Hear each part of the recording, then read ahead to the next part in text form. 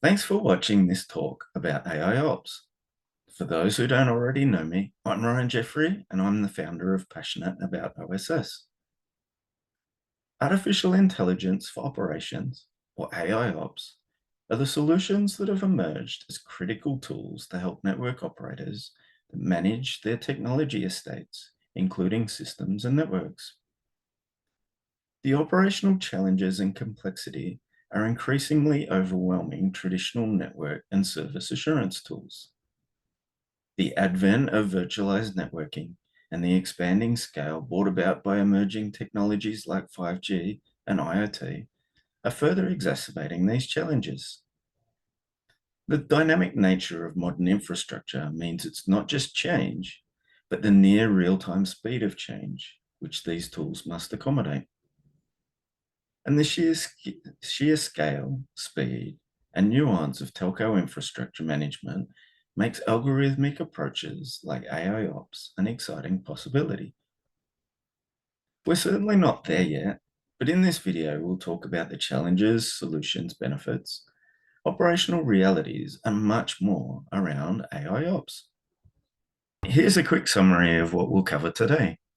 We'll look at the problem space, which we've already briefly touched on, but also the vision for what AIOps can achieve. We'll touch on the critical aspects of the AIOps architecture and how that relates to the incident management timeline. We'll also look at the realization of benefits as a result of AIOps. And for those who are trying to convince key stakeholders to implement their first ever AIOps solution, we'll look at the key elements that can help make a compelling business case. Importantly, we'll take a closer look at how the implementation of AIOps will impact operations models as the machines take over some of the responsibilities of human operators today. We'll also share a story about how AI platforms are likely to significantly change the way we work in operations, as well as the designs of assurance tools in the future. As we've discussed, there are many challenges facing telco and IT network operations teams today. AI holds great promise as a tool to help overcome, or at least to help alleviate some of those challenges. It's a nascent field, but one that holds great interest to me.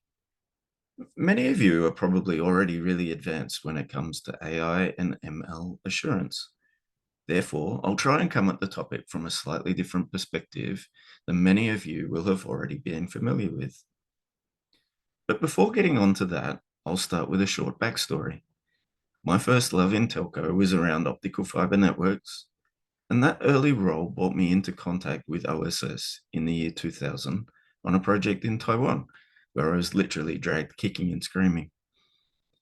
When asked to help with network data modeling and migration, I learned so much more about the networks. And I also realized that data can tell you a lot if you ask the right questions of it. But more on that later. AIOps solutions are all about processing data and lots of it.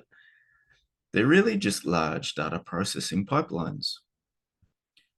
Oh, and I'm also talking about AIOps today because we've just released this report that's all about AIOps and the 40 or more vendors that make up the market today. When I say we, the co-authors of this report were Raman Bella, Deepak Kakadia, and Rakesh Ashok, so I'd like to give them a shout out in the video as well. We'll pick out some of the key findings from the report during this discussion. And if interested, I'll provide you with a link as we near the end of this presentation so that you can download the 100-page report for free. When I think of technology, I think of networks. And when I think of networks, I tend to be a bit biased and think about OSS and network assurance. Interestingly, we usually only hear about the positives of the network effect, of global and massive connectivity. But as each of you is acutely aware, the network effect can also work in the negative. When failures happen, the network effect means we're massively impacted. When each car is separate, they're dumb and they break one at a time. But when they're part of a networked system, one software glitch can break all of them at once. This is a quote from marketer Seth Godin. While Seth was talking about cars, we can apply the same concept to almost any digital service today. Connectedness brings power, but also introduces the risk of contagion and wide-scale impacts. Managing connectedness at massive scale relies on our networks, but it also relies on network assurance solutions. The modern world is increasingly depending upon us, and we're looking at AIOps as a mechanism to help ease this burden. We all know that there are a stack of problems conspiring against assurance teams. I'm sure you'll already be experiencing some or all of them yourself. This is a problem space that isn't going away anytime soon. There are so many more than this, but let's discuss a few of the most important ones. Firstly, operations teams have traditionally relied on the expertise of individuals to ensure the network's health. But today's volumes and complexity are too challenging for even the experts to keep up with. Most operators are aware of their heavy dependency upon skilled and experienced workers, but are also aware of the skills shortage and the challenges posed by attrition or turnover. As networks scale and become more complex to manage, operators face the challenge of having to do more with the available resources. As we all become more dependent on communication technologies to support our modern lifestyle, our expectation for always-on services also increases. Operators are under pressure to make faster decisions and faster resolutions. If data is incomplete, inaccurate, or insufficiently cleansed, then the inferences made from that data will be unreliable and therefore unviable. So data integrity, maintenance, synchronization, and duplication are important issues to resolve. The operational challenges and complexity that telcos face is increasingly overwhelming traditional network and service assurance tools, as well as the approaches that are being used. And there's also the increased threats. The complexity and volume of threats are rising dramatically. Now, there's dozens more that I could have added to this list. And just seeing this many problems on the page and listening to me describe them is daunting enough. But the bigger challenge facing the frontline ops teams is solving them. AIOps solutions are either working with or seeking to solve many of these problems and more. As Seth Godin already described, a single outage is not such a big problem, except for the small number of impacted people. But where the problems arise is from a contagion effects, like if a cable is cut, in this image here at the bottom of the screen, the impacts tend to spread upwards. Now, this diagram shows a highly simplified version of all of the data that we have in the network. AIOps tools also tend to rely on topology maps or dependencies to make sense of the patterns of alarms and information they receive in the event of an outage like the cable cut. And therefore, we will aim to reflect it all in a digital twin or a topology graph. Starting at the bottom, we have the containment layer, which is the first of the passive datasets. Above it, you find the physical layer, which is a combination of passive and active infrastructure. And above that, we have the logical and virtual layers of the network, as well as network management. And finally, we have the all-important customer and service layer sitting on top. Now, let's consider that each trapezoid on this diagram is a domain. Inside domains are generally one vendor and one internal team looking after them. So a lot of the problems have already been well thought through, possibly solved or automated, and/or have protection mechanisms built in. For assurance tools like AIOps, the big opportunity is at the intersection points where everything comes together across domains or across the trapezoids. If you've worked in network assurance, when you think about the Sev 1, Sev 2s, and network at risk situations you've experienced in the past, have you noticed that most were black swan events, which are a unique combination of things failing and across domain scenarios that you haven't experienced before? This is why the topology graph, the connections that have to happen up, down through a complex multi-layered network like the one shown here, are so important to help with AI ops. There are many expectations of AI ops solutions, some real and some imagined, but in general, they promise to enable this series of events. So the vision for AI ops includes more accurate detection and correlation of impacts caused by the changes to our networks and environments, faster resolution time by identifying the root cause and recommending next best actions to the operations teams, greater noise reduction. As our network and IT landscapes become more complex, fast-paced, and dynamic, it has become difficult or near impossible for operations teams to keep up using traditional methods. So autocorrelation, suppression, anomaly detection, and auto-ticketing all help to reduce human involvement and therefore reduce noise. In addition, there's reduction in downtime as another objective of AIOps. Increasing network and service resilience and optimization of the network is also important. Lowering the operational costs through improved efficiencies and productivity, including things such as reductions in truck rolls. And also there's the higher customer satisfaction levels and expectations. Now, this is a long list of desires. So AI ops tools certainly provide a line of sight to all of them, but we still have a long way to go. On this slide, I present a generic version of an AIOps architecture. It's effectively an assurance data processing pipeline that runs from left to right. Every vendor does things differently, of course, but this is a somewhat standardized approach.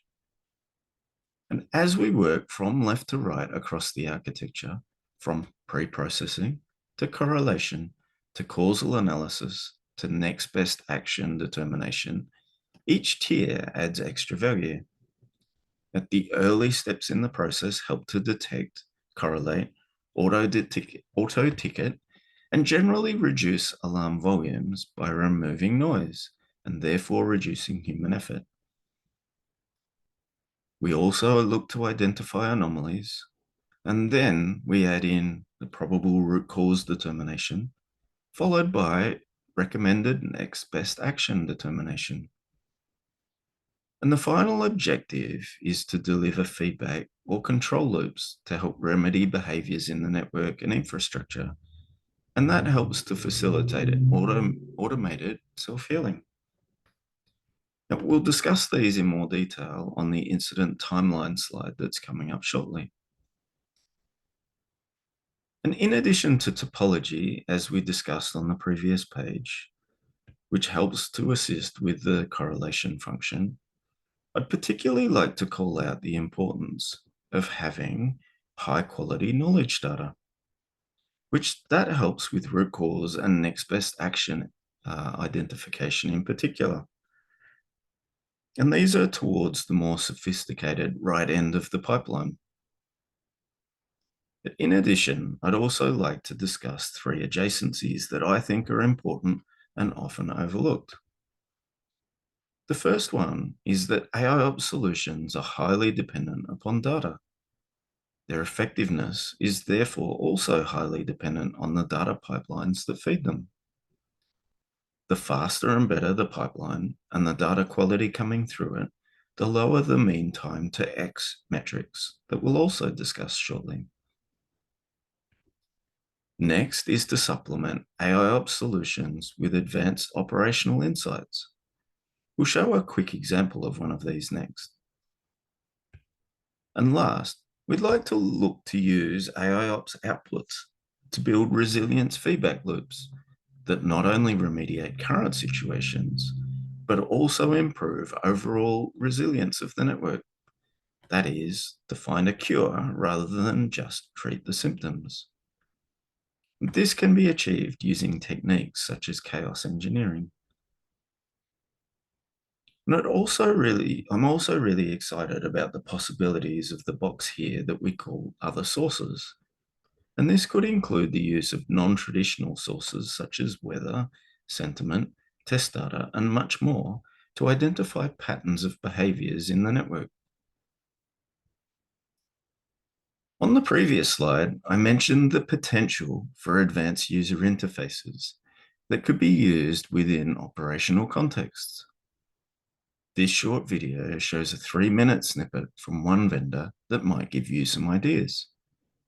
You can find this video at the link in the bottom right corner of screen. Now let's play.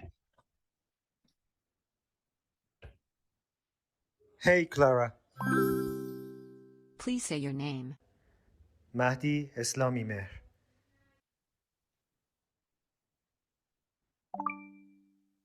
Hi Mahdi, welcome back. This is Clara from Clarity. Here is a quick report on network activities since your last login. The network is performing under normal conditions within the expected KPI. How can I help you? I need some more details on network incident and events. Several minor and major incidents occur in different sites which I deliberately took an action to resolve them. However, we had one critical incident in a network planned event that remained unsolved where I need your authorization. Understood. Give me some more details on the network incident first. I will bring it up.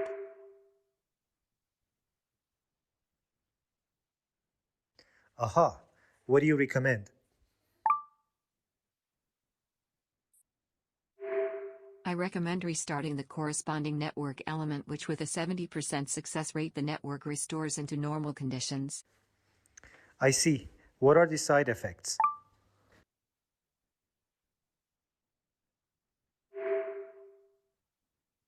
Maximum unavailability about 3000 seconds. It also increases network traffic on the neighbor sites between 10% to 30%.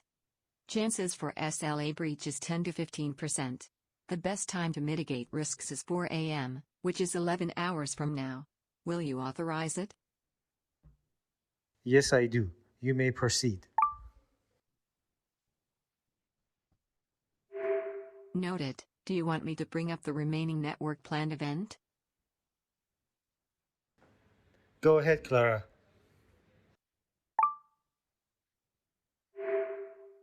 We have a request to plan an event that is assigned to the FORAN group. The suggested date waited for your approval. Let's schedule this event.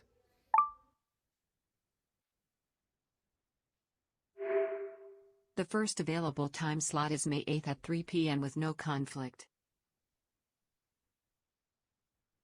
Looks good to me. Please schedule it. Also, go ahead and send notification to all the recipients.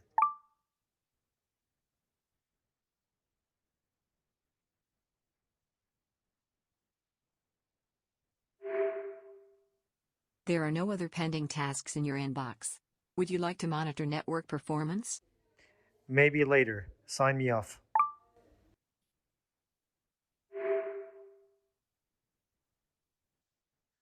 So I believe that this video is a really helpful design guide for AIOps because it represents a co-pilot model where there are still humans in the decision loop. Whilst we may yet achieve it in the future, full closed-loop assurance mechanisms are still a lofty ambition. And I also see augmented reality and virtual reality combined with AIOps insights as being a really important leap forward for operational user interfaces. We currently have a situation where the field workers have awareness of site conditions, but limited access to data, whilst the back office teams, such as the NOC, have a plethora of data, but lack a visual awareness of site. AR and VR techniques are primed to bridge this gap and give greater situational awareness. Firstly, giving head office workers greater visual awareness of what's happening on site, and also giving field workers better access to any information they need rather than relying on old CAD drawings or design packs. There are already many immersive software solutions that are available today, so we're only waiting on the headsets to catch up. So let's now shift gears slightly. Let's look at a single incident in isolation and the timeline of how it is processed.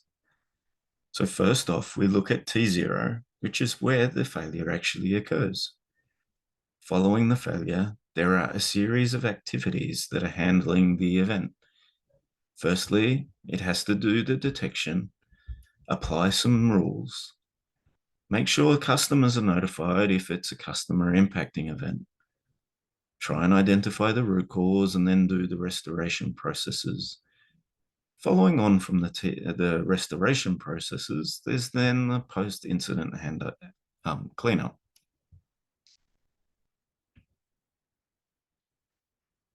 Within this, there's also the important metrics for us to consider. So the first one is the mean time to detect period.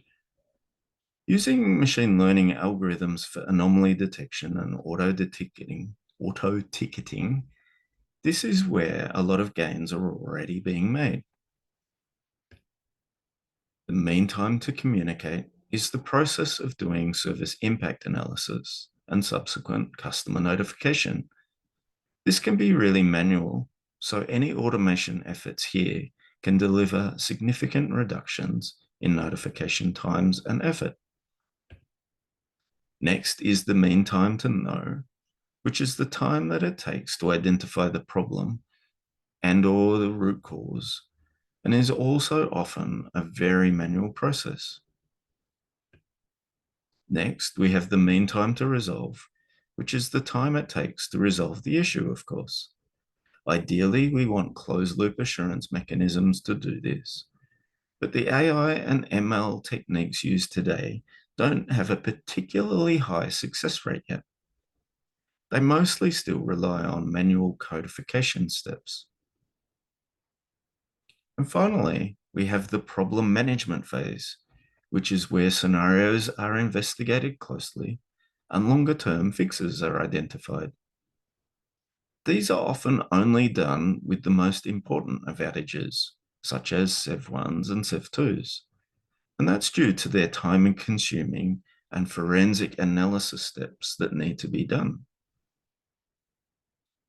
But on this slide, I'd like to share a main concept around the incident timeline, and that's our aim with assurance tools to push more effort to left and right. By that, I mean pushing left allows for the expedited resolution before failure happens. So we can see with T-1 that there are already patterns that have been identified that could potentially allow us to fix before fail. And then also we want to push right, and that requires progressively pushing human effort further and further to the right after a failure happens. So ideally we want T+1, T+2, T+3 to be handled automatically, and therefore humans only need to get involved at the more important T4, T5, etc. steps in the process, being pushed further and further to the right. During the preparation of our report, we noticed a belief by many that AIOps will be a silver bullet that will resolve most network events automatically and straight out of the box. Whilst AIOps solutions certainly do deliver some benefits out of the box, there remains a lot of work still to be done by operations teams. This long tail graph represents groupings of similar event patterns along the x-axis. But note that this is a really simplified map of the concept. In a real network I worked on, the AIOps tools identified over 16,000 patterns to be codified.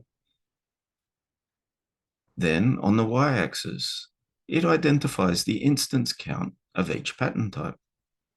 This diagram helps us to identify which pattern types we should be codifying first. One approach is to prioritize the automation of the highest volume patterns first. That means each pattern starting from the left of the graph and working out towards the right. If we automate 5 patterns a month, then we see the cumulative benefit graph that looks like the attached. The AIOps machine is progressively handling more and more of the event instances automatically, as indicated by the blue bars. And this means that there are less and less that need to be handled by humans. The orange line represents the asymptote of total events. A lot of the benefits can be achieved by focusing on the Pareto principle. That is, the long tail helps to prioritize by volume, starting left and working right, or severity. So, for example, if we prioritize on the red bands, or other prioritization or filtering approaches. Now, I also want to sow the seed of thinking about new event patterns. That is the green arrow to the left. Now, this could include other data sources that we talked about on the earlier architecture slide, and that can include things like weather events and how they may identify new patterns that we can also look to codify. As the earlier graph moves from left to right over time and gets ever closer to the asymptote of complete automation, there will be progressively many changes that need to occur in the operations model. They include technical, cultural, behavioral, contractual, and other models. As the machine learning models gradually learn from the data and greater codification occurs, they become more effective and more mature, which is also reflected in the maturity phases shown in the diagram on screen here. In addition, we have an evolving operations model that will require a bunch of new concepts. Whilst many of the operational tools of the past and their corresponding ops models have been designed for human interaction, AIOps tools are designed for mostly machine-to-machine interactions. Rather than just being network-centric like many are today, operators will need to be cross-skilled in codification and automation practices as well as data science. We've got more on that on the subsequent slide. AIOps will significantly change collaboration techniques and associated workflows, escalations, handoffs, and they'll need to evolve quickly as we approach the asymptote month by month. We also need to consider subcontractor behaviors. It's common for large sections of the operating model to be outsourced to subcontractors. Whilst AIOps build projects will introduce more capital into the ecosystem, the long-term effect of AIOps is a likely reduction in subcontractors. This could potentially introduce conflict of interest situations and behaviors. Now, AIOps should also be getting better at identifying early indicators that will cause an increase in activities to the left of the incident timeline. That is, the situations where an incident has not yet occurred. So this means that we probably require hastening of pre-incident measures when they're identified. We'll also need to reconsider major incident management and crisis management processes, because AIOps solutions may actually be contributing to the crisis and not be performing as expected under abnormal conditions. Network operations are always highly dependent upon quality data, and this is increasingly true under an AIOps regime. So investment in topology and data quality measures will be important. And as we've already touched on, there are many human factors involved when making major technological advances, including fear of headcount reduction and many more. During the preparation of our AIOps report, one concern came through loud and clear from the carriers that we spoke with. That is, assembling the right skills mix required to support AIOps tools and projects. The carriers simply don't seem to be confident in being able to find or keep people with the right skills, to drive the AI ops tools and the related programs that they will invest in heavily over the coming years. And as we mentioned previously, the advent of modern software-defined networks and automations has also changed the skills mix that operators require. Network operations teams have always had exceptional network skills. But over time, they've also needed to learn software skills like automations and network virtualization. Now, with AI ops, the operation teams are also being asked to become data scientists. Since the AI ops tools are still relatively nascent, they can't fully replace the need for data scientists yet. Those skills simply aren't baked into the tools yet. So, if we start to look for people with any of the overlapping skills, especially the three-way overlap that has all three skills, then we find that these people are extremely hard to find. The telcos I've spoken with are finding the last skill, the yellow circle of data scientists that have an awareness of networking, particularly hard to source. The rare ones that exist don't seem to be attracted to telco, or so they tell me. Yet this might suggest that the telcos will need to develop their own well-considered longitudinal training programs, or build teams that work closely across all three disciplines to provide the collective coverage. There are many factors that go into creating a business case, and I'm sure your company has its own business case template. On this page, we're not going to tell you how to create the executive summary, solution overview, prepare an options analysis, or any other such things. But you can download our report if you'd like some hints on these parts of the business case. But what we will look to discuss here are the costs and benefits. Looking at the cost side of the ledger, we have things like software and licenses, which are the costs of the AIOps solutions themselves and related applications. There's also the compute, storage, and related infrastructure costs. There's implementation services for the initial setup and deployment of the AIOps solutions. There's then the AI and machine learning model training. Of course, there's also integration between the AIOps solution and new or existing systems and data sources. Following that, there's customization that needs to be done and ongoing codification. And of course, there's all the other tasks such as maintenance, support, training of staff, and also including a margin for unforeseen costs. But then we also need to consider the benefits. And since many of the benefits are also intangible, we need to find a way to prepare estimation models that turn intangibles into tangibles. These benefit factors include operational efficiency from streamlining and automating manual tasks, downtime reduction. There are really so many benefits that can be derived from this. Faster issue resolution requires the ability to respond to issues faster and the benefits that arise from that. There's also include improved customer experience and satisfaction, reduced reputational damage across multiple dimensions, compliance, scalability, but most importantly, perhaps, is the ability to derive data-driven insights and therefore decision-making at speed. Now, we'll go into these in far greater detail in the AIOps report, so this is just a really quick summary. Now, that brings us to one final story that we'd like to share with you. And it really brings a really important concept that I'm paraphrasing here from Alex Hormozy. Due to tools like Google and generative AI, we now have the power to know almost anything that we're curious about.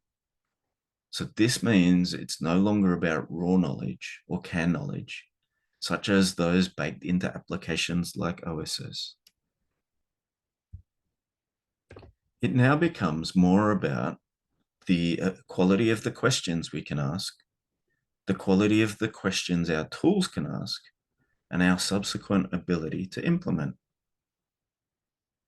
As I touched on earlier, on my first OSS project, I was brought in as a network expert. But it was only after getting involved in the data modeling and data migration activities that I really became hooked on OSS. It was only once I started looking at all of the domains and trying to stitch all of the data sets together that I got a much deeper appreciation of the network as a whole. The cross-domain data and the rich cross-linking of data sets was a real eye-opener. But even more exciting was that I could ask questions of the network that simply weren't possible using traditional applications. Not just about the network, but the data also unlocks perspectives on operations, business models, workflows, revenue streams, what's working and what's not in all parts of the business, and so much more. I could now ask questions of the data that weren't constrained by what had been pre-canned or designed into the OSS tools. I could write my own queries that traversed parts of the database that nobody had ever thought to link in the GUI before. And that same concept leads into something that I'm really excited about around AIOps. That is building chat apps like the advanced UI video that we showed earlier. The traditional application architecture is comprised of three layers. Starting at the top, we have the presentation layer. That is, the user interfaces that humans interact with. Next is the business logic layer that gathers and assembles data to respond to what needs to be presented up to the presentation layer. And finally, we have the data sources at the bottom that help with that collection. Now, the data migration project I loved back on that first OSS project effectively allowed me to ask questions in the form of SQL queries that bypassed the presentation and business logic layers completely. This concept has sat strongly with me ever since. The problem with current OSS is that the presentation and business logic layers are too fat. We have pre-canned but bloated applications and business logic. Have you noticed that a lot of the available logic, menus, etc., that have been built into OSS tools aren't even used by most customers? This results in a cluttered and ineffective user interface. Now, I've always wanted to flatten the presentation and business logic layers to become more of a chat interface that gathers answers directly from the database, but without needing to write complex SQL queries to make it happen. And that's why large language models and chatbots excite me for the world of OSS and AIOps. The new OSS interface might be a question and answer screen that collects answers from the database. But the response might not just comprise of text like typical chatbots today. It might include more immersive responses that include a mix of network topology maps, charts, reports, 3D asset models, and much more. And that brings us to the conclusion and the key takeaways. So clearly, there are many problems facing operations teams today. The vision for AIOps will significantly help to resolve many of the biggest problems we face.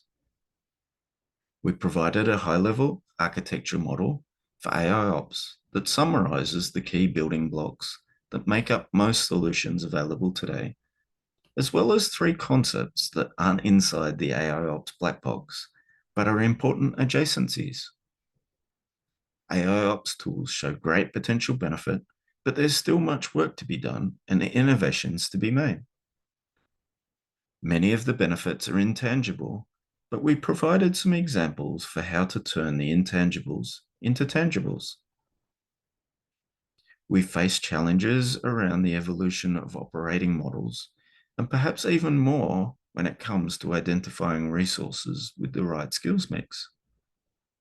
Now, there's little doubt that AIOps solutions already are, but will continue to fundamentally change our ways of working. And I also promised at the start of the video that we provide a link to our 100-page report on AIOps that you're free to download at the link shown here on the slide.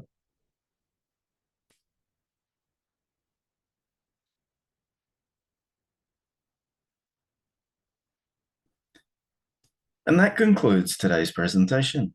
Thanks very much for listening in. I'd be delighted to continue the discussion, so feel free to reach out via these contact details. Also, don't forget to download a free copy of our AI Ops report. You can find the link on the previous slide or also in the show notes.